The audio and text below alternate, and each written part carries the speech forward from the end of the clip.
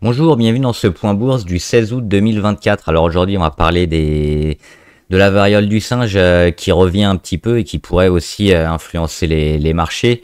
On va voir quelques actions sur le CAC 40 et puis les matières premières aussi, ça bouge pas mal. Et puis on va commencer avec les chiffres macro, bon, qui étaient moins intéressants que ceux d'hier. Alors comme d'habitude, avant de commencer, je rappelle que les informations et analyses données sur cette chaîne sont données à titre indicatif et ne peuvent pas être considérées comme un conseil en investissement. L'investissement en bourse est risqué et vous êtes responsable de tous les investissements que vous faites.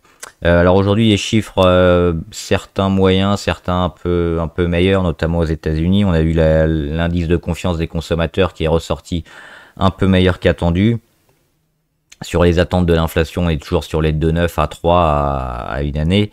Et les permis de construire, par contre, beaucoup moins, hein. On a perdu à 4%, on était à 1 450 000, on espérait 1 430 000, et on a fait 1 396 000. Donc on voit qu'on a une petite baisse des permis de construire, hein, ce qui confirme toujours le ralentissement de l'économie américaine, mais dans l'ensemble, c'était les chiffres d'hier qui étaient beaucoup plus importants. Et aujourd'hui, ça n'a pas forcément eu un très gros impact sur les marchés. Alors, on va parler évidemment de la variole du singe qui revient. Pourquoi? Parce que cette fois, elle a un caractère peut-être un peu plus grave que ce qu'on avait eu la première fois. Je crois que c'était il y a 1 an ou 1 an et demi. Je ne sais plus exactement, mais on avait déjà eu cette variole du singe. Mais finalement, c'était passé presque... au bout de quelques jours, on en a parlé très peu, et finalement, il y avait peu de transmission et peu de cas graves. Et c'était principalement localisé en Afrique. Là, on a des cas qui sont beaucoup plus symptomatiques, donc ça se transmet beaucoup plus. On a quelques cas un peu plus sévères, et il y a déjà des cas en Europe. Donc, à voir. Est-ce que, comme la dernière fois, ça va être un feu qui va s'éteindre tout seul très rapidement? Ou est-ce que finalement on va vers peut-être une petite pandémie qui peut faire un peu peur et, sans parler de confinement, mettre quand même les services de santé d'un peu tout le monde dans le rouge. Donc c'est ça qu'on peut peut-être regarder avec notamment les acteurs, qui sont en relation avec cette maladie, à savoir les tests. Donc pour tester et dépister les signes de variole du singe, comme par exemple Novacite, qui a explosé. On le voit ici. Alors, Novacite, ils avaient déjà explosé avec le Covid, et on le voit. Impressionnant. Est-ce que ça peut refaire la même chose?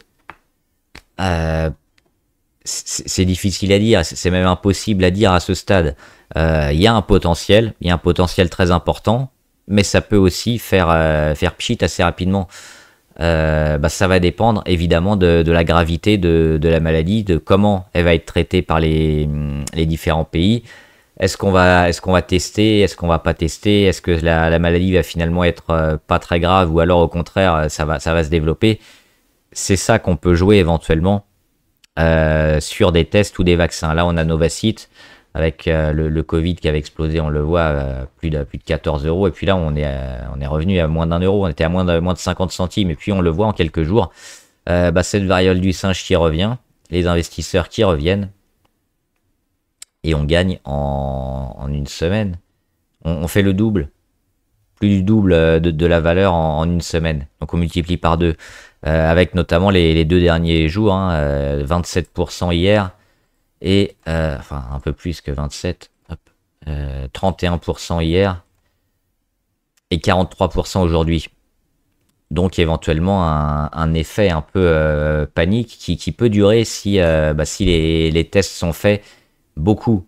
Mais pas qu'en Afrique, il faudra évidemment qu'il y ait l'Europe et qu'il y ait l'Amérique du Nord et qu'il y ait éventuellement la Chine qui les utilisent et qui tentent de se prémunir contre ça. Sinon, retour à la case départ. Mais oui, il y a potentiellement, on le voit, pourquoi pas revenir sur les 7, là ça fait du x7, ou même au plus haut sur du 13, mais bon là c'est l'épidémie de Covid-19 qui a été quand même un choc et quelque chose un peu exceptionnel. Est-ce qu'on va revenir là? Pas forcément, ça semble un peu haut, mais il y aura certainement quelque chose à jouer. On va regarder ceux qui font les vaccins actuellement. C'est Bavarian, c'est un des seuls, à ma connaissance, qui a un vaccin contre la variole du singe. Je sais plus dans quel pays il est.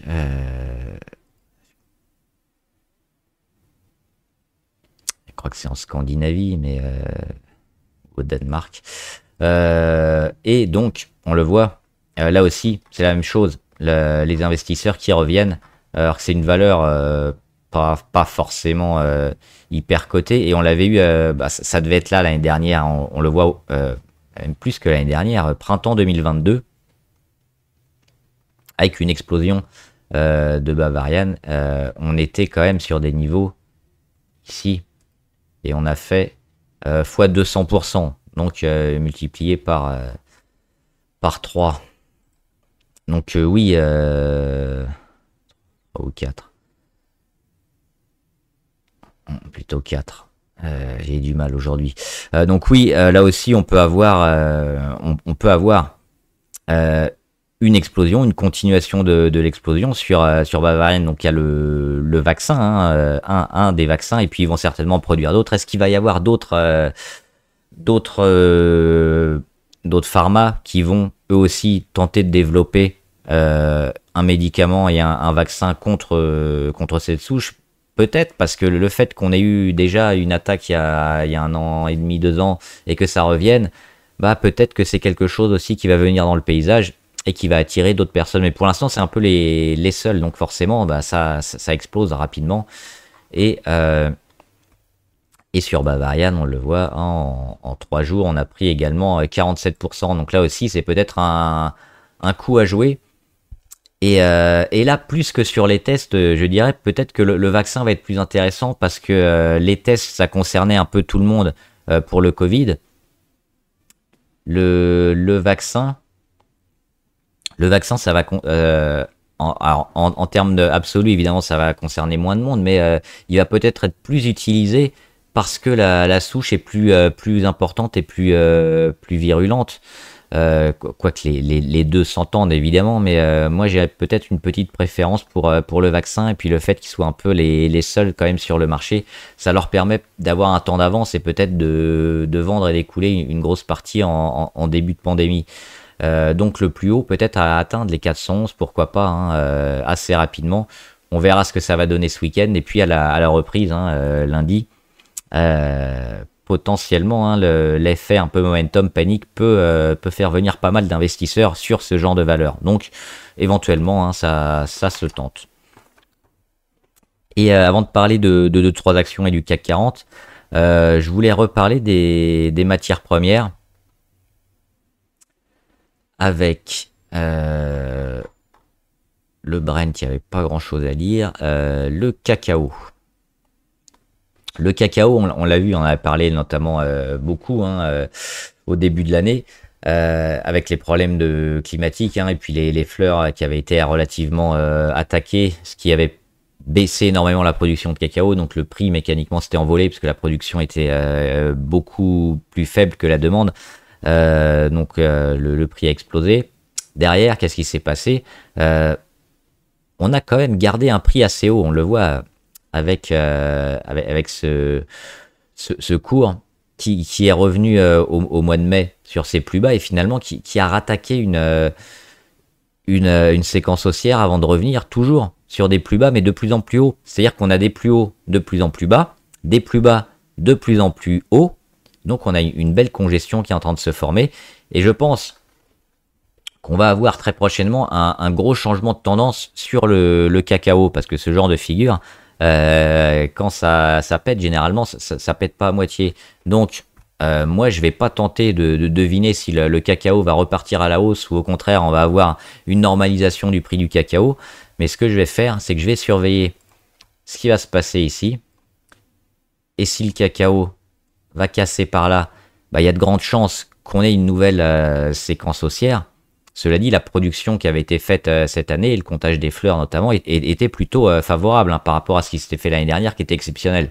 A priori, ce serait pas mon scénario, mais il faut jamais l'éliminer. Et enfin, si ça casse par là, on aura peut-être le début d'une normalisation du prix du cacao qui a monté et qui a attiré beaucoup de spéculation. Donc ce qu'il faut, je pense, c'est surveiller, attendre et voir le gros mouvement commencer et essayer de l'accompagner. Dans la même idée, on a le jus d'orange. Le jus d'orange, hein, c'est pareil, c'est des conditions climatiques un peu compliquées qui avaient un peu flingué toute la production, enfin pas toute, une partie de la production du jus d'orange, qui avait fait flamber les prix. Donc on l'a vu, hein, notamment, ça a commencé plutôt par là, 2022, hein, et la confirmation après. Et il s'était pas trop arrêté. Et il avait fait une consolidation express ici sur sa moyenne à 200 entre fin d'année 2023 et début d'année 2024. Et après, il avait fait un peu comme ce que fait le cacao. On va regarder, c'est ça. Des plus hauts de plus en plus bas, des plus bas de plus en plus haut, une congestion.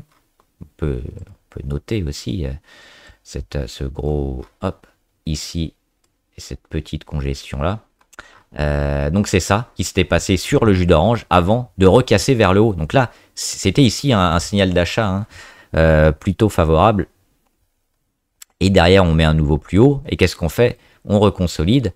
Et on consolide finalement plutôt mollement, je dirais, parce qu'on n'a pas envie que les prix redescendent visiblement, parce que les plus bas, ils sont pas de plus en plus haut, de plus en plus bas, ils sont sur un support, le support des 411 ici, qui était le plus haut de novembre 2023. Donc on revient dessus, on a ce phénomène de consolidation, ce phénomène de support, et aujourd'hui, on vient de casser, on vient de recasser à la hausse, potentiellement pour relancer le prix du jus d'orange à la hausse. Donc ce serait potentiellement intéressant aussi. Alors on a une congestion qui a duré un peu moins longtemps que la dernière, hein, notamment de novembre 2023 à mai 2024, ou alors le gros rebond de février 2024 à mai 2024, parce que celle-là est dure depuis moins de 3 mois, 2 mois et demi.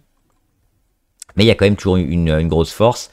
Et les conditions climatiques, contrairement au cacao, elles ont toujours été un peu plus compliquées, hein, sur le jus d'orange. Donc oui, moi je suis acheteur sur le jus d'orange, sur les futurs, donc en spéculation d'un prix qui va augmenter, qui va continuer à aller vers le haut. Je pense que le jus d'orange va à moyen terme dépasser son plus haut historique, hein, qu'on a ici sur les futurs. 493, on est à 460. Donc jouer éventuellement, hein, ça, la continuation d'un prix du jus d'orange qui va toujours être plus cher, parce que techniquement on a quand même des signaux qui vont dans ce sens. On peut faire rapidement l'or aussi. Hop.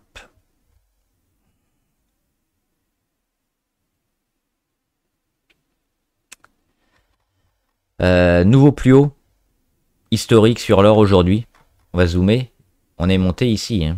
Hop, 2500,12, record. Donc on l'avait dit, hein, dernièrement, c'était une quasi-certitude que l'or allait casser les 2005 et plus. On va certainement frôler les 2006 aussi. Donc pour l'instant, on vient juste de recasser. Il faudra tenir, mais la tendance, elle est en place, hein. Ça fait des semaines qu'on en parle. L'or va continuer sa tendance, probablement au moins jusqu'à la fin de l'année 2024. On verra après. Mais on est toujours haussier sur l'or. Et puis j'avais une demande sur l'uranium. Alors il y avait un ETF que j'avais trouvé sur l'uranium. Il est où?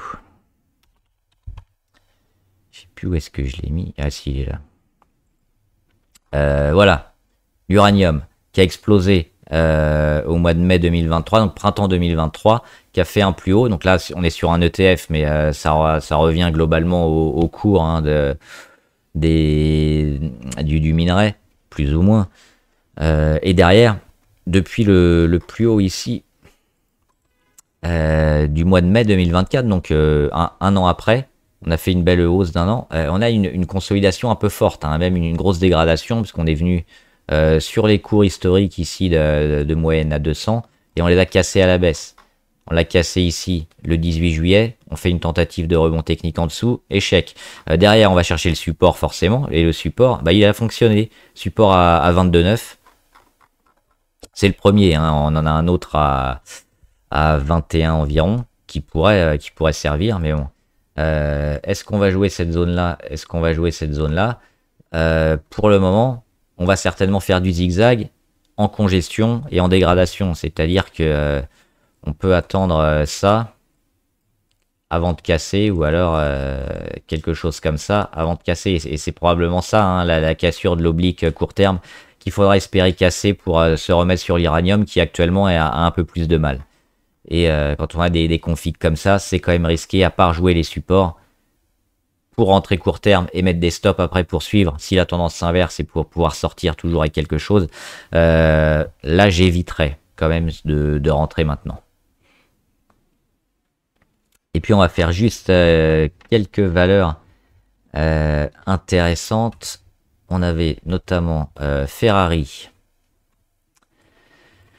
Ferrari, on le voit, nouveau plus haut historique, ils viennent de casser. Alors hier, ils ont fait déjà un beau chandelier, et puis aujourd'hui, ils confirment avec un petit gap. Ils ont dépassé les 407. Hein. Le gap, il est pas mal quand même. Hein. On fait une petite mèche basse, mais derrière, on garde un gap. Et on confirme toute cette phase ici de congestion. C'est-à-dire des plus hauts de plus en plus bas, des plus bas de plus en plus haut, le cours qui congestionne, et quand ça pète, quand ça sort, ça va lancer une séquence. On avait déjà une première alerte ici avec les volumes qui avaient augmenté, et là, depuis 2 jours, on a la confirmation. Hier, gros chandelier, échec sur résistance, aujourd'hui gap, nouveau plus haut historique.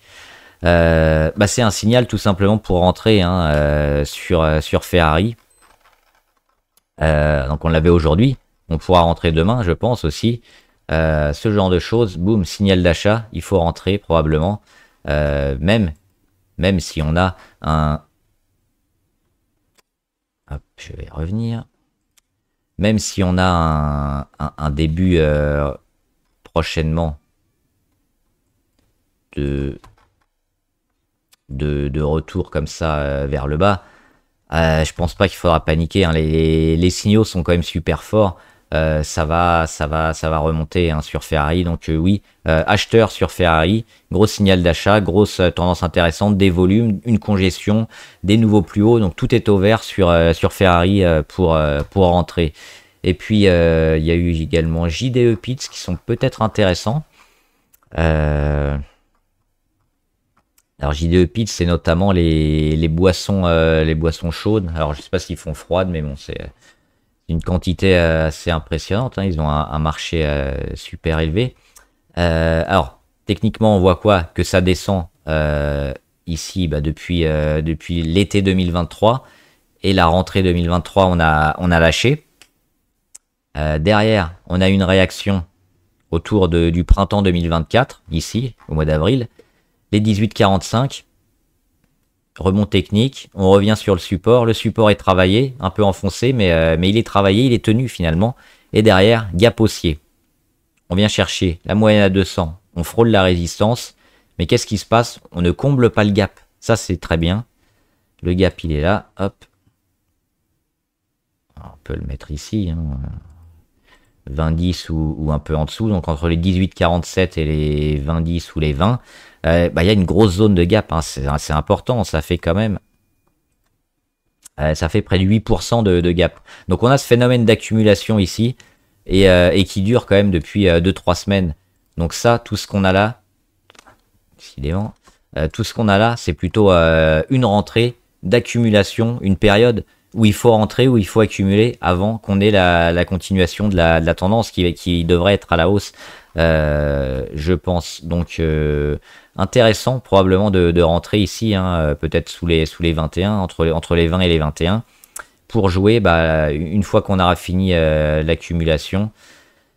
À nouveau, la tentative sur la résistance, qui va casser, qui va pas casser, je sais pas, mais qui devrait à terme casser et retourner. Alors, ça reste un peu spéculatif parce qu'on a une tendance quand même de fond. Je vais me remettre sur JDE Pit parce que ça marche pas. Hop. On a une tendance de fond qui est pas terrible, hein, on le voit. Donc, c'est pas une valeur sûre, mais on a quand même, on le voit, hein, des signaux assez forts et assez marquants. Ce gros gap et cette accumulation au-dessus du gap, autour des moyennes les plus hautes, ça c'est un message assez fort envoyé par le marché quand même. Et puis ces pics de volume qui sont toujours intéressants. Donc oui, là aussi on pourrait être acheteur sur sur JDE Pits. Et puis valeur abonnée, je crois qu'il n'y avait pas grand chose. On avait fait à peu près tout. C'était juste l'uranium quoi que j'avais rajouté. Sinon, puis Novacite, on en a parlé, hein, Novacite. Avec les tests, ça se tente hein, forcément. S'il y a une panique, ce sera toujours favorable. Voilà, j'espère que la vidéo vous a aidé. N'hésitez pas à me dire ce que vous en pensez en commentaire. On en discutera. Et puis quelles actions vous avez en portefeuille, lesquelles vous intéressent. Et j'espère ce week-end, hein, ou peut-être un peu plus tard dans la semaine, mais peut-être ce week-end, hein, faire un petit point notamment sur Schneider Electric et Legrand, un peu le match en fondamental sur les deux. Est-ce que c'est intéressant ou pas? Donc on verra ça très prochainement. Bon trade, à plus!